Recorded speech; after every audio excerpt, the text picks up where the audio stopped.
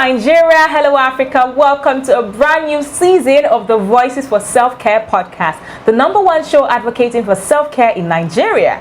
The Voices for Self-Care aims to highlight the efforts of partners moving to translate self-care for SRMH policies into actionable and measurable practice.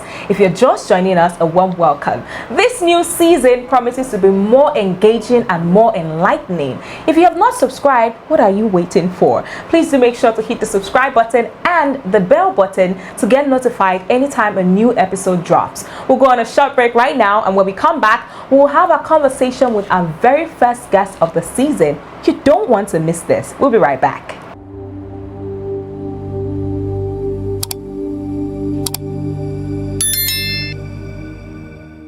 Welcome back. This is the Voices for Self-Care podcast, the #1 show advocating for self-care in Nigeria. And this month marks a very significant month for all self-care partners globally. And today marks Nigeria's inaugural National Self-Care Day. Yes. So today we have a very special guest who is going to be taking us on the topic expanding self-care in Nigeria from SRMH to RMNCAEH, progress, innovation, and celebration of Nigeria's first National Self-Care Day. Our guest is a seasoned medical doctor, an international and national award-winning field epidemiologist, and he is a public health expert and the Director and Head, Reproductive Health Division, Department of Family Health at the Federal Ministry of Health and Social Welfare. Ladies and gentlemen, please make welcome Dr. Samuel Oyeniyi. Thank you very much. Welcome. I'm happy to be here. It's such a pleasure to have you to here, celebrate Self-Care Day yes, sir. in Nigeria. Yes, sir. Thank you so much for coming. It's such a pleasure to have you here on the show. Today is National Self-Care Awareness Day, Nigeria's inaugural National Self-Care Day. How do you feel about that, sir? I feel fulfilled. This is what we've been working for. Healthcare is not just one approach. You must be able to tackle it in a multidisciplinary approach to be able to get to the targets and be able to have a better outcome to reduce morbidity and mortality within the community and the facility. Yes, sir. So let's talk about Nigeria's self-care progress since 2020. Nigeria has made significant progress in its implementation of self-care interventions for SRMH since 2020. Of course, thanks to FMOH and self-care partners. So as a director at RH Division, Director and Head RH Division, could you share the key operational successes that contributed to the successful dissemination of the NSG, that's the National Self-Care Guidelines, to the 24 states and the FCT? Thank you very much. For our viewers that are watching us, it's good for them to understand what self-care is, yes. At least to have an idea. And self-care from the name is to improve health of individual, family, within the community, with the aim to have a better outcome, reduce morbidity and mortality within the individual and the family in the community. And self-care is looked into in 3 aspects. One, the self-management, we have the self-testing, and we have the self-awareness. And we need to also understand it in some 2 categories. In terms of improving health, we mean quality of care. And quality of care can be in 2 areas, 2 places. You can have quality of care at facility level, but you can also have improved quality of our health at home, within the community, for individual, for the family, within the community. And that brought us to the history why the self-care now come up as a very serious program globally. Don't let me say concluded, COVID-19, where there was generally a global lockdown. People couldn't go to the health facilities, people were at home, and some people couldn't even know what to do. A lot of delivery at home, a lot of mortality at home.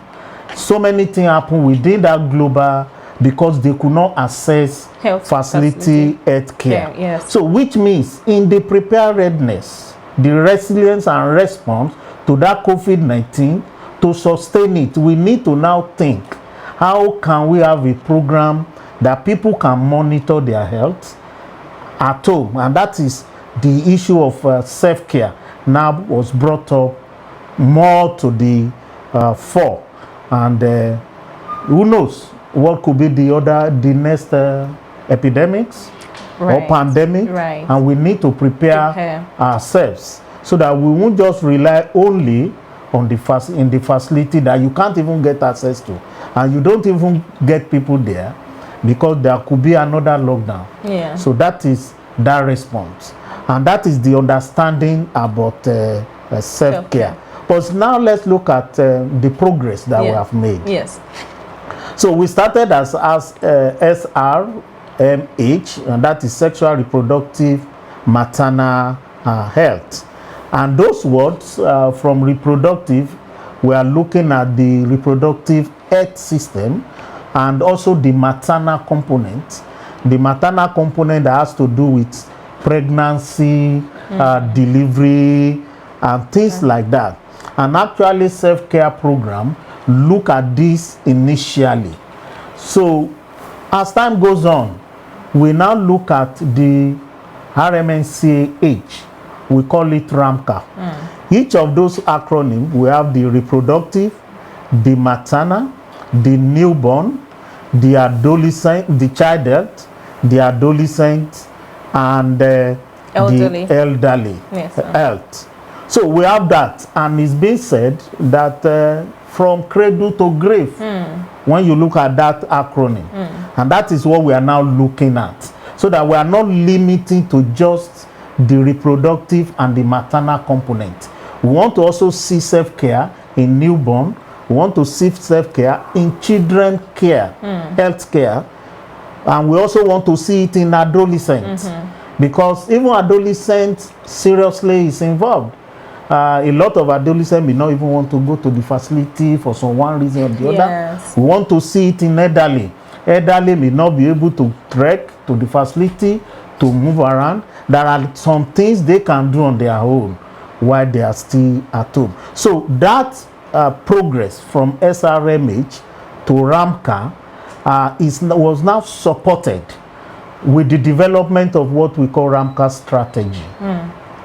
So with the RMCA strategy, we have about 8 strategic objectives, and where one of those strategic objectives is now dedicated to self-care specifically. Thank you very much, Dr. Oyeniyi. You have expanded your response, and then you even delved into my second question. But let us talk about the successes that we've been achieved, that the nation has achieved, first with the SRMH guideline, the National Self-Care Guideline for SRMH in 2020. That guideline has been disseminated to 24 states and the FCT, and has been domesticated in 3 states. So what would you say were the key operational successes that made that happen?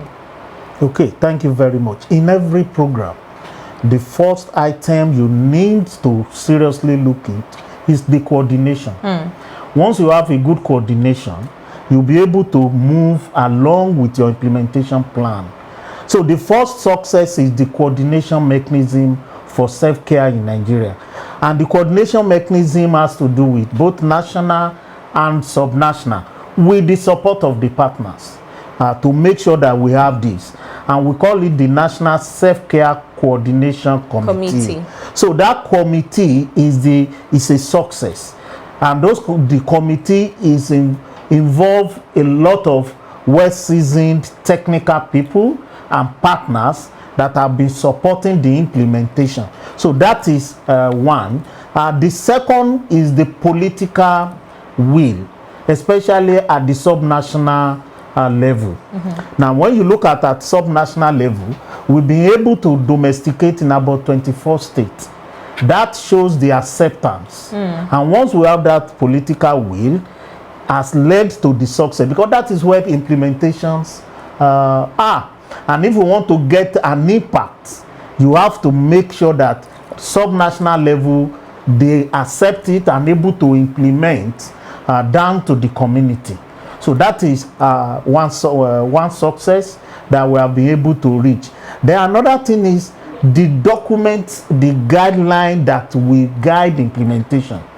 We've been able to develop guideline, but the guideline followed with the RMNCAEH strategy, because that is the leverage, that's the policy document for us, that we are able to input the strategic objective for self-care in the continuum of care strategy, to let you know that it's very, very important. As we have quality of care in the facility, doctors, nurses are doing their thing. When that place is shut down, either by epidemic or pandemic, we should be able to move to the community within ourselves to be able to continue with what we are doing or what we can do for ourselves to improve our health. So we also look at self-care as a quality of care improvement in the community, for individual, for family, within the community. So that is another success in terms of policy guideline documents that we have been able to put together. So we have developed the implementation plan. We have done that. Another success we have done is in terms of data. We have been able to come up with a dashboard that will track our performance at all levels, by partners, by government, on self-care, so that you can look at the dashboard based on the indicators we have set, and we'll be able to come up with some indicators to also track our performance. And we are looking at those indicators using this dashboard to be able to look at our performance during the committee meeting. And if you are if I'm to say it, this celebration, we can say, is the first in Nigeria. Yes. In terms of self-care day, out of all the celebration, and it's within a month. It's from 24th of June to 24th of July. Yes, sir. And out of African country, I don't think there is any other country that have celebrated self-care. I think Nigeria is the first, and I think we should give it to ourselves, give it to this administration, and give it to our coordinating minister, Professor Ali Pati. This is very impressive, sir. Of course, Nigeria is always trailblazing self-care, and we are proud of how far the coordinating minister has gone, and of course the director of family health, and of course the director and head RA division who are talking today, and all the implementing partners who have helped to push self-care in Nigeria. But so far we have just 3 states that have domesticated and adapted this guideline. What would you say was the major challenge that stop the rapid domestication of this guideline in the remaining 21 states that have not domesticated?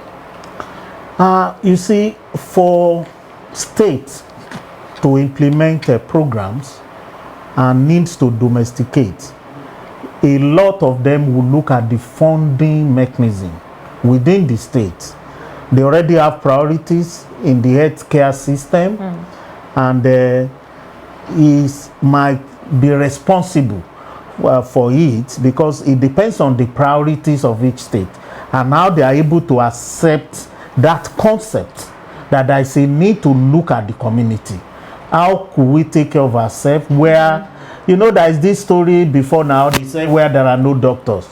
Where there are no doctors, what can you do? So within the community, it's like us now officially putting together, guiding people on what they can do within the community to themselves, to their family, to improve themselves, their health. So many of those states is the financial gap they are looking at to be able to fund the domestication, because self-care will involve, you have to come together to domesticate the funding, to come together, for a group to come together to develop state-owned documents based on what they are doing within the state.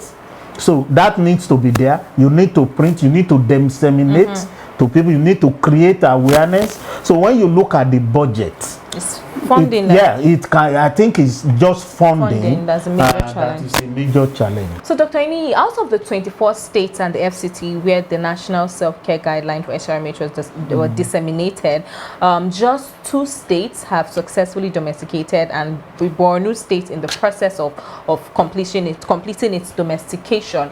So, what would you say is the major challenge, or the major challenges that is stalling the rapid domestication and adaptation of the NSG in the remaining 21 states, or in the many states where the NSG has been disseminated but not domesticated? Okay, thank you very much. Let me say it like this, that we'll be able to disseminate in about 24 states. Yes, sir. While for domestication, we have done 2 completed. Where the remaining one is ongoing. They are the verge of completing the domestication.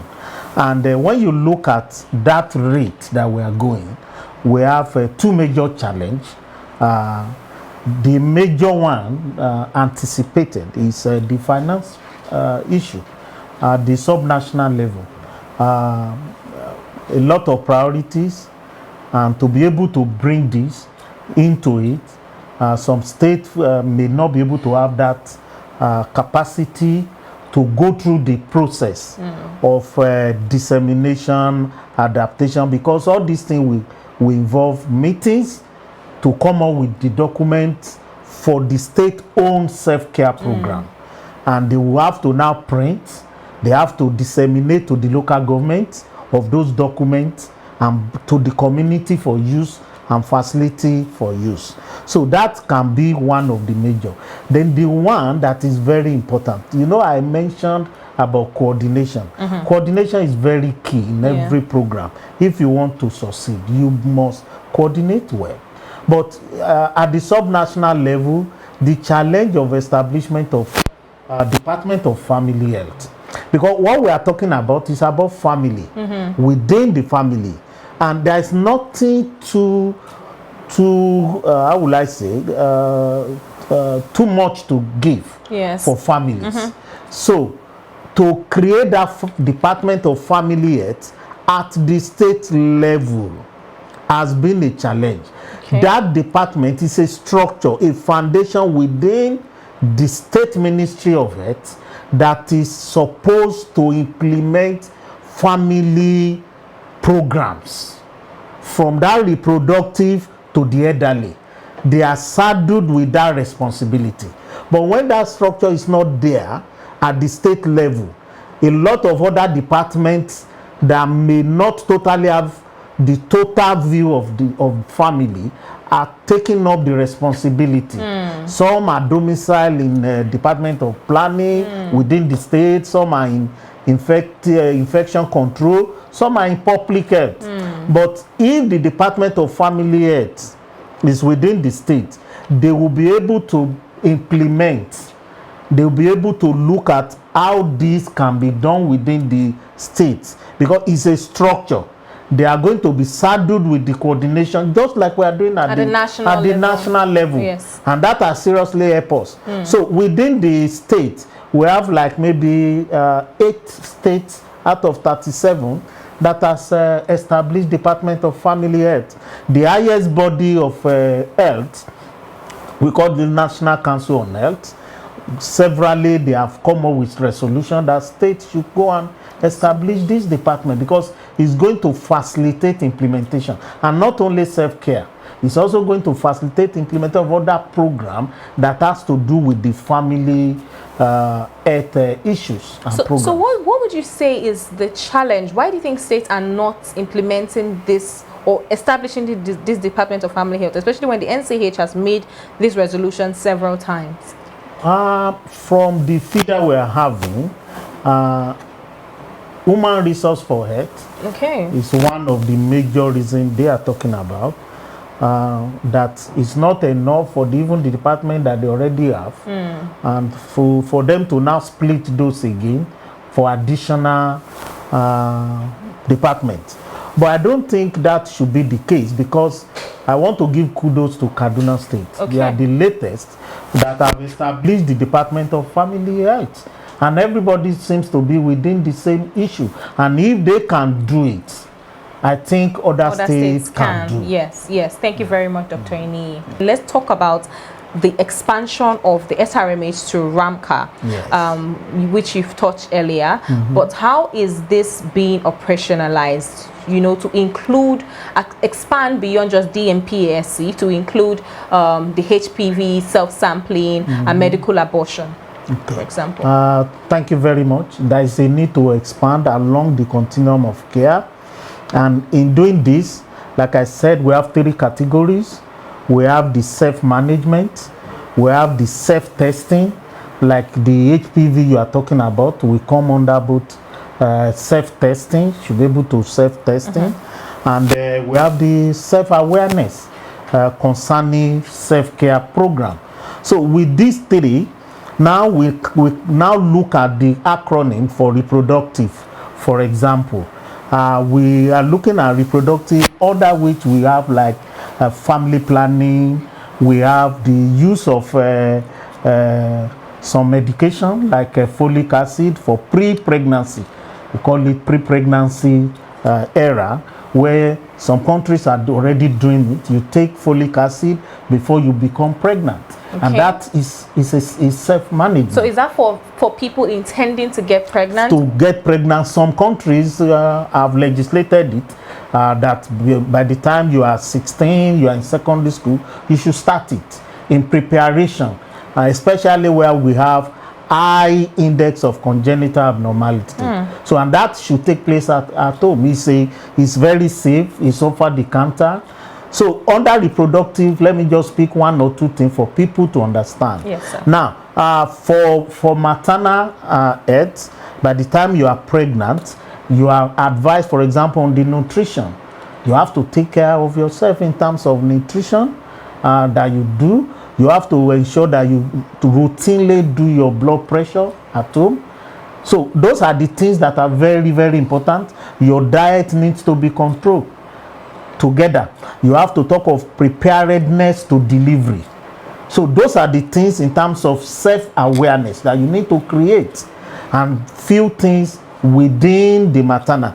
Other things within the maternal, we also talk of post-abortion care under the maternal. If for any reason the pregnancy is aborted, so you need to have care that you need to do. And there are commodities also under self-care that has been listed that are already under the essential medicine list that you can use for some things at home based on what you have.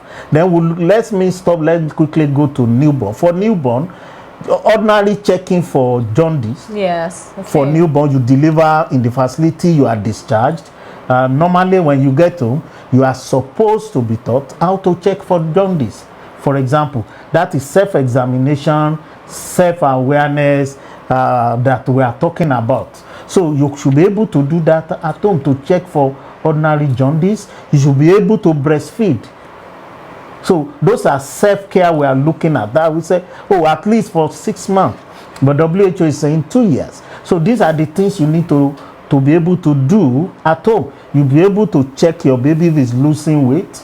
If the baby has fever, you should be able to do some tests, check for temperature using thermometer at home.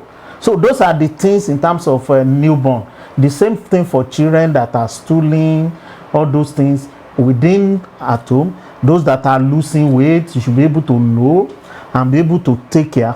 Those that have cough and things like that within that concept. Then adolescent. I was excited and waiting for that. Yes. Adolescent is very key for us. Adolescent is a place where we don't want unintended pregnancy because of that continuum of care.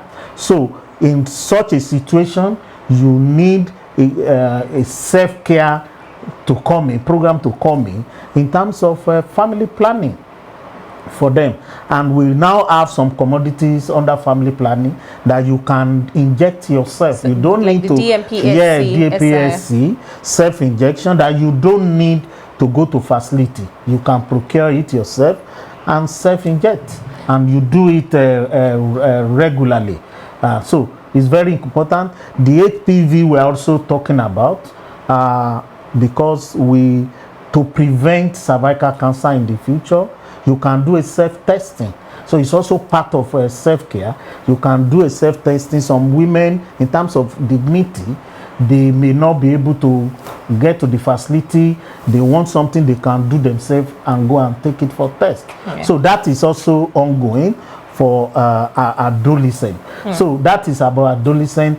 Even for elderly, in terms of diabetic, in terms of hypertension. In diabetic, you have insulin that you use to manage.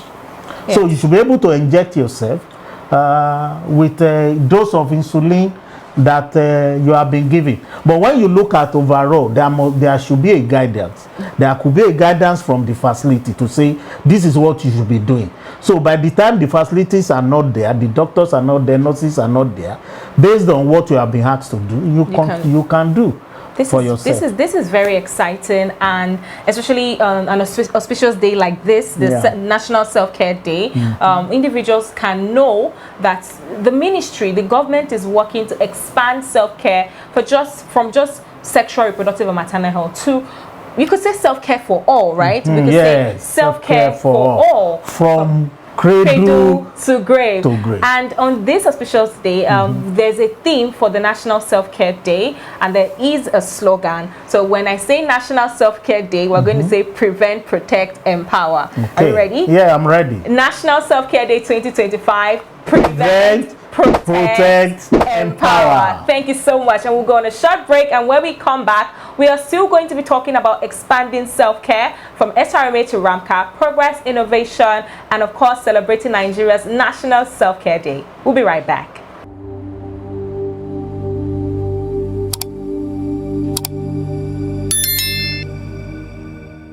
Welcome back. This is still the National Self-Care Day, and this is the Voices for Self-Care podcast. And we have with us in the studio Dr. Samuel Oyeniyi, the Director and Head Reproductive Health Division at the Federal Ministry of Health and Social Welfare. We are talking expanding self-care on this National Self-Care Day. Thank you very much, Dr. Oyeniyi, for your contribution so far. So my next question to you is about WHO's self-care wheel. WHO just recently released its self-care wheel for country adaptation. What would you say this means for self-care implementation in Nigeria, and how is Nigeria planning to contextualize this tool, integrating it into the implementation frameworks that already exist? Thank you very much. That is a very great innovation for us. But you should know that wheel has been in existence, and the leveraging on the existing approach to what we've done before.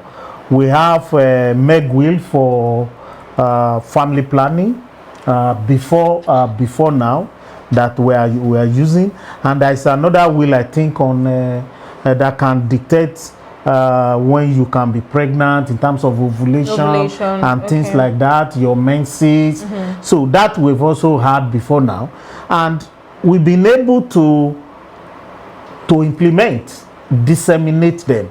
So when this come about is because those ones we had before, it has to do with what you can use them for individually within the family and within the community. So coming up with a wheel, I think WHO has done very well for the global self-care movement for implementation, because like I said, if you have it, you'll be able to know the kind of self-management you should do for whatever issues you have. You'll be able to know the type of self-testing you should do, whatever you want to, and the awareness you need. So that has been categorized within that wheel. And we are going to leverage on the existing one we've done before to disseminate it.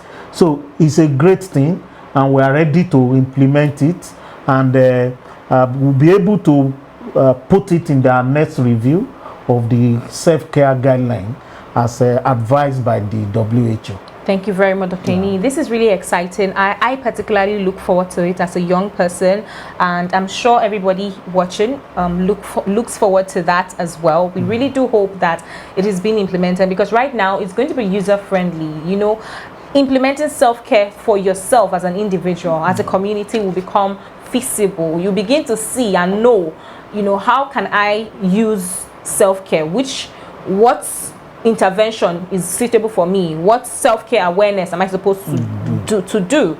And so we're excited about that. So let's also talk about the new user-friendly country monitoring dashboard data collection tool, which is another innovation we've observed for self-care recently. What do you think about the new CMD, and how well do you think this would improve accurate reporting of Nigeria's self-care progress on the global landscape?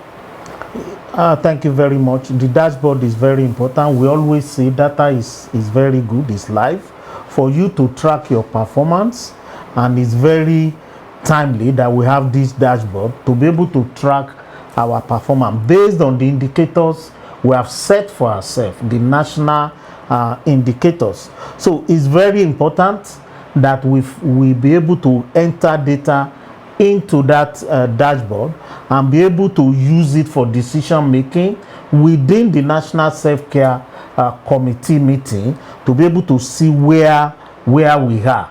So it's very important, and we really appreciate both the global network who has come up with that for countries, and following the national indicators that we have set, so that we can enter the data of how we are implementing self-care under self-management, under self-testing, under self-awareness. For example, the Meg wheel, for example, we'll be able to connect it to the dashboard.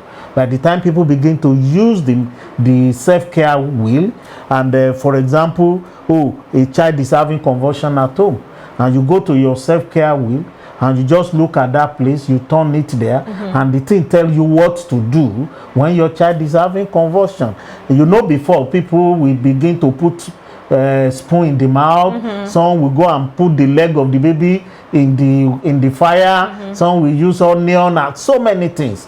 But with that wheel, you'll be able to know what to do. So it's like another guide, a simple tool that can lead and guide individual, the family, and the community at large on what to do, what step to do when you are implementing self-care. So now let's talk about this country monitoring dashboard that self-care partners will get to feel to showcase the progress of Nigeria's progress.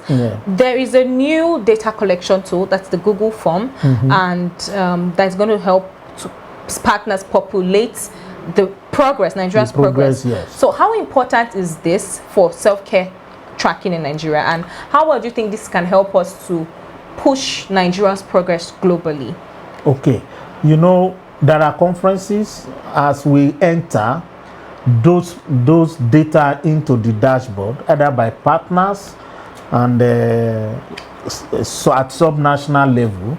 By the time you get to international conferences, you'll be able to use that dashboard. In fact, at the network level, they can look at countries, look at their performance, and be able to compare what we are doing, because we have been able to set that indicators.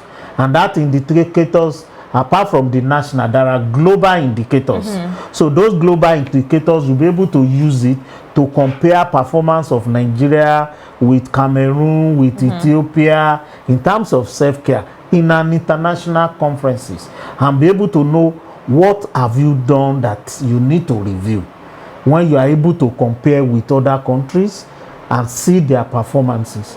So it's something that is very, very good. And like I said, it's into two: the national indicator, the global indicators. Yes, sir. Thank you very much, sir. What do you see as the most promising opportunities for advancing self-care implementation in Nigeria, particularly regarding the planned review of the 2020 NSG from SRMH to RMCA rather, its engagement with private sector stakeholders like PPMVs and manufacturers? Private sector is very important if you want to succeed, especially in the health sector. And like I mentioned before, that we have list of commodities, and when you look at it, you see, government cannot just do all. Yes. Now, there is something we call integration and partnership. Integration of partnership. So, private sector is very key in delivering those commodities for self-care to the community. The PPMVs, there is no place you can go to, you will see a PPMV, a chemist or something, a private sector that deliver these services at that level. So, and for the manufacturers, they use this channel to move the commodity. So, where you don't have the commodity, how do you manage? So, those commodities needs to get there. You want to do a test, for example, and you cannot get your hand on those test kits at that level. So, the private sector in terms of service delivery, the private sector in terms of manufacturers to move those commodities to the community level using the private sector in terms of accessibility, availability for the people at the community to get access to those commodities. So the partnership in terms of integration of implementation, looking at public and private sector partnership, will be a major breakthrough in the future that we can leverage on to reduce morbidity and mortality. Yes, sir.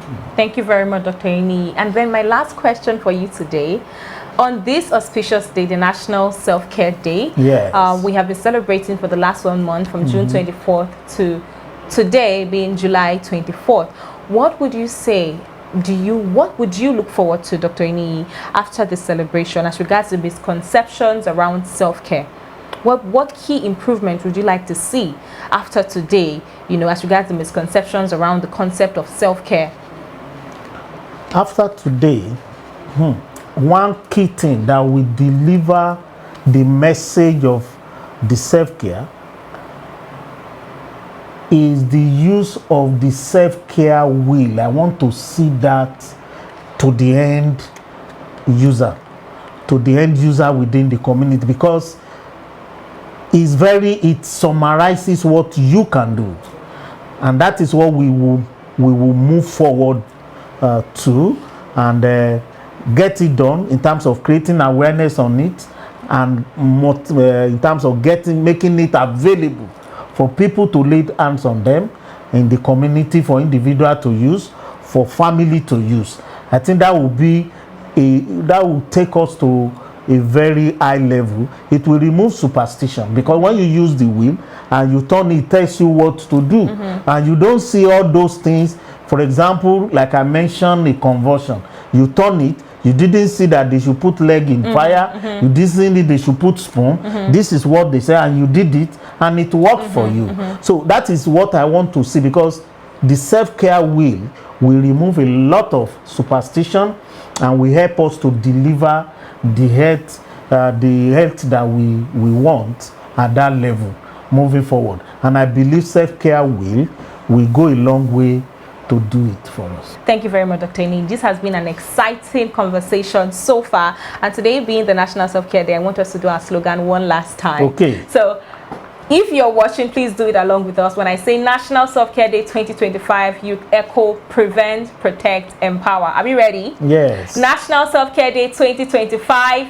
Prevent, protect, empower. Thank you so much, Dr. Oyeniyi. It has been a pleasure having you. And thank you very much, our viewers, for staying with us so far. This is season 2 of the Voices for Self-Care podcast, and this has been an exciting session. If you're not following us, please follow us. If you've not subscribed, what are you waiting for? Hit the subscribe button right now. If you have any questions for us or for Dr. Oyeniyi, please put it down at the comment section or send us a message at rancoms@gmail.com. That is WRANCOMMS@gmail.com. My name is Oyari, and I'll see you next time. Bye.